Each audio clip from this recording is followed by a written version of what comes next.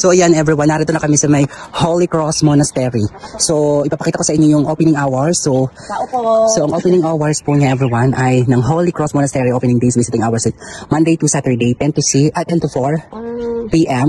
So for a special visit, so just call, ayan po nandiyan 054217 So we are closed on Christian holiday. So yun po ang sabi dito. Sa mga gusto pong mag-visit dito sa Holy Cross Monastery is yan po. So nandito kami ngayon. Kaya nga. Pakainin mo si Lolo tapos bababa dito. Nandito. Yan lang yung gate nila, pinaka-entrance. Parang sa rin sa Bethlehem. Yan yung pinaka-gate nila everyone. Maliit lang.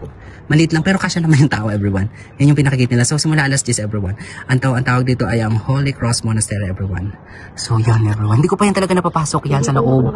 So pagka kami, try namin, hopefully, mamaya, kapag si Lolo lalabas kami. So yan everyone. Malapit na kami dito sa may Monastery of the Cross. So, tingnan namin ni Ate Grace, paikot kami dun sa palabas kung kami ba ay pwede makapasok dun sa Monastery of the Cross ng bonggang-bongga everyone. Hello everyone, so nandito kami malapit sa may Monastery of the Cross. Yan, sa may baba. Yan, ating isa-zoom ng bongga. So, ayan po ang itsura ng Monastery of the Cross everyone.